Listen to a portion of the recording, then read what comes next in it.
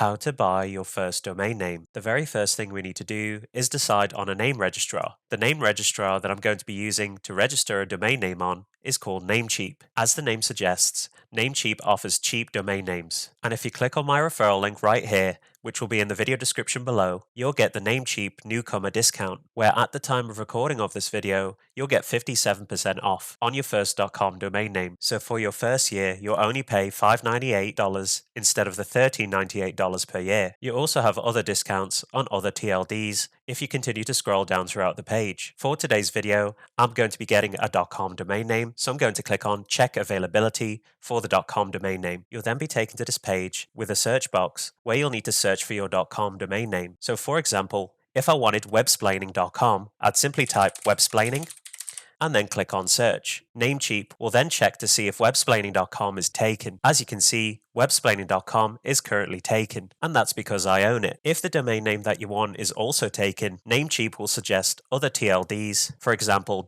.net, .org, .ai, etc., that you can register instead of the .com. Now for me, .com is everything, so I always want the .com whenever I register a new domain name. So if you really want the .com, you'll need to modify your domain name slightly so that you can find an available one. For example, if I delete the letter S in here and add EX, you can see that webexplaining.com is available. And of course, as a newcomer, you are eligible for the newcomer discount. If the domain name that you want is available, simply click on Add to Cart. Namecheap will offer a few other services that you can add to cart if you want. For this video, we're only dealing with domain names, so all I'm going to do is click on Checkout. Here you'll be able to see a subtotal, and you can set auto renews by clicking on the toggles if you want. Not only that, if you don't want to use the auto renew, you can select the number of years that you want to register your domain name for. So it goes all the way from 1 year to 10 years. For this video, I'm going to leave the auto renew off, and I'm only going to register it for a year because this is just a video demonstration and I most likely won't continue paying for this domain name. Under privacy and uptime protection, Namecheap has domain privacy, which you automatically get free forever and for the same period of time as the domain name you are registering. By default, it should be enabled. If it's not, make sure it is. I'll explain later why domain privacy is very important. It could save you a lot of hassle in future from people that know your personal information, such as scam callers. Once you've chosen the period of time you'd like to register your domain name for, just simply click on Confirm Order. If you don't already have a Namecheap account, you'll need to create one. To do this, you'll need to fill in this form on the right hand side. You'll need to first pick a username, set a password, fill out your personal information, and then simply click on Create Account and Continue. Like with everything, you'll most likely need to confirm your account registration in the email inbox that you registered with. Now, I already have a Namecheap account, so I'm just simply going to log into my account by filling in my username and password. Once you've filled in your account information, just click on Sign In and Continue. You'll now need to enter your billing details. I'm going to be using my account funds to purchase my domain name. Once you've entered in your billing details, just click on Continue. You'll now have a chance to review your order. If you're happy with everything, just simply click on Pay Now. Once you've done that, Namecheap will then process your order. Once done, you'll be able to see a summary of your purchase. For the domain name that you registered, you'll see a button called Manage. Simply click on Manage. After clicking on the Manage button, you'll be taken to your domain name in the domain lists and on the Namecheap dashboard. Here you'll be able to configure your domain name for use with a website or a professional email address and for many other use cases. In the video description below and as a pinned comment, I'll include video guides of mine for things you can do with your domain name. Stay tuned for upcoming videos also on what exactly you can do with a registered domain name. So that's pretty much it. You've bought your first domain name, and I just wanted to touch on domain name privacy before I end the video. So if I click on my other tab here, I'll be taken to a website called WHOIS. WHOIS allows you to do a WHOIS search on a particular domain name. Let's do one on the domain name we just bought. So I'm just going to click in this text box here and I'm going to type in my domain name, which is webexplaining.com. Once you've typed in your domain name, just click on the magnifying glass. And as you can see, our domain name, we just purchased it seconds ago, and all the information is already up there for everybody to see on the internet. So as you can see the domain registrar that was used to register this domain name. And if you continue scrolling down, you can see the expiration dates and the date it was registered on. You can see the name servers. And if you continue scrolling down to the registrar data, this would be you, by the way, if you hadn't enabled domain privacy. And as you can see with the registrant contact info, you can see the name is not your actual name, but it says redacted for privacy. For organization, as you can see, it says privacy service provided by withheld. Our address isn't our address. The city is not the city we're in. And this applies to our phone number and the email address that we use to register our domain name. Domain privacy is very important in protecting your personal information, saving you the trouble of receiving scam calls, spam emails to your email inbox, and physical mail that you do not want sent to your address. It is crucial, and that's why I always pick domain registrars that offer this service for free. A lot of them do these days, but of course the domain registrar that I always use is Namecheap. Alright guys, that pretty much concludes the video. Subscribe if you already haven't to see upcoming videos on what you can do with domain names, and I hope this video was helpful on showing you how to buy your first domain name. If you enjoyed this video, be sure to give it a like, comment down below, and most importantly of all, subscribe to support the channel. I'll see you on the next video. Why is it so hard to let you go?